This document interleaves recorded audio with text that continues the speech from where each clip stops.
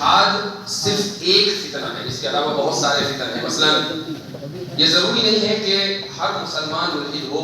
یہ ممکن ہے کہ مسلمان لبرل ہو، مسلمان ڈارونسٹ ہو، مسلمان فیمنسٹ ہو، مسلمان پرو ٹرانسجینڈر ہو.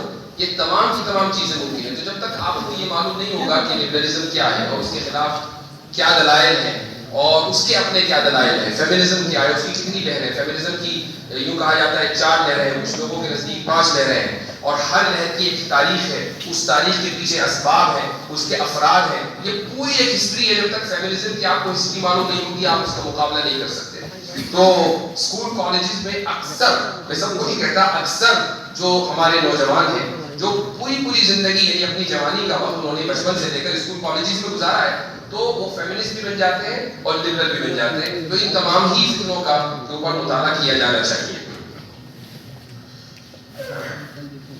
ایک سوال یہ ہے کہ اس فیلڈ میں کام کرنے کے لیے شرع عقائد کا پڑھنا کتنا ضروری ہے.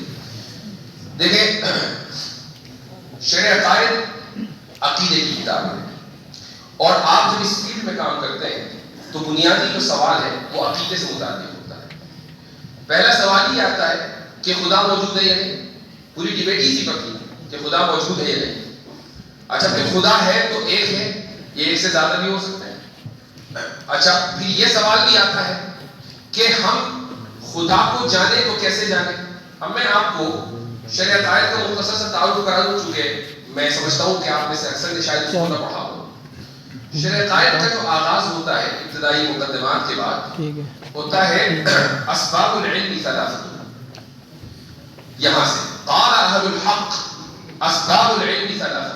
اہل حق نے کہا کہ اسباب علم 3 ہیں: الحواس السلیمہ والخبر الصادق ثم العقل.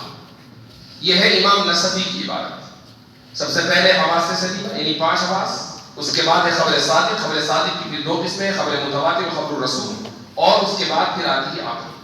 یہ 3 چیزیں ہیں کہ جن کے ذریعے ہم یہ جانتے ہیں کہ ان سے علم حاصل کیا جا سکتا ہے. اس کو انگریزی میں بولتے ہیں ایپسٹیمولوجی. تو شرع عقائد کا ابتدائی حصہ ایپسٹیمولوجی کے اوپر ہے. اس کے بعد پھر جب یہ فن ختم ہو جاتا ہے پھر امام نصفی یہ فرماتے ہیں کہ العالم اعیان و اعراض. عالم کی 2 قسمیں ہیں، یا تو عین ہوگا یا عرض.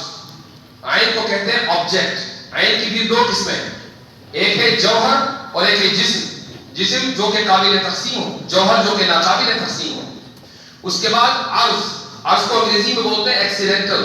جیسے ہماری صفات ہیں کہ جن کا بذات خود کوئی وجود نہیں ہے، وہ وجود ہم سے لگ کر ہے. یہ امام نصفی کی عبارت میں پڑھتا چلا جا رہا ہے. اس کو آپ انگریزی میں بولتے ہیں آنٹولوجی. اس کے بعد پھر آتا ہے تھیولوجی، یعنی پھر اس کے بعد امام نصفی اور امام تفتزانی یہ حضرات فرماتے ہیں کہ بھئی جب یہ ثابت ہو گیا کہ عالم کی 2 قسمیں ہیں اور دونوں قسمیں اوریجینیٹڈ ہیں یعنی حادث ہیں، ان کا آغاز ہوا ہے، تو پھر ہر وہ چیز کے جس کا آغاز ہوا ہو اس کا کوئی نہ کوئی آغاز کرنے والا بھی ہوتا ہے. اس کو تھیولوجی بولتے ہیں. یہاں سے مسئلہ ذات اور پھر صفات یہ مسئلہ آتا ہے.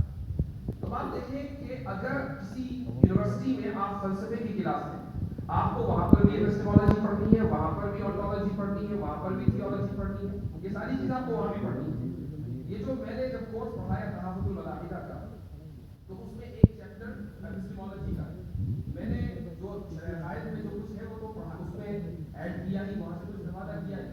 لیکن ایک صاحب نے مجھے آکسفورڈ یونیورسٹی کے فلسفی ڈپارٹمنٹ کی ایپسٹیمولوجی کی جو نصاب کی کتاب ہے وہ بھیجی. اس کو میں نے تفصیل سے پڑھا اور اس میں جو مباحث متعلق ہو سکتے ہیں وہ پڑھایا. تو اس سے مجھے اندازہ ہوا کہ آکسفورڈ یونیورسٹی میں اسباب علم پڑھایا جاتا ہے اور بالکل اسی انداز سے جیسے شرع عقائد میں لکھا ہوا ہے.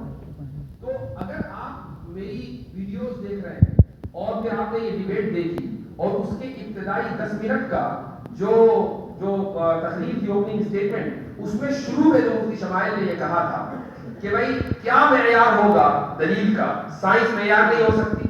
کیوں؟ اس لیے کہ سائنس تو امپیریکل ایویڈنس یعنی مشاہدے کے اوپر مبنی ہے. خدا کا تو مشاہدہ کیا نہیں جاتا. اسی طریقے سے وحی معیار نہیں، چونکہ وحی آپ کے نزدیک حجت نہیں، ہمارے نزدیک تو حجت ہے. تو پھر کیا چیز معیار ہے؟ عقل معیار ہے.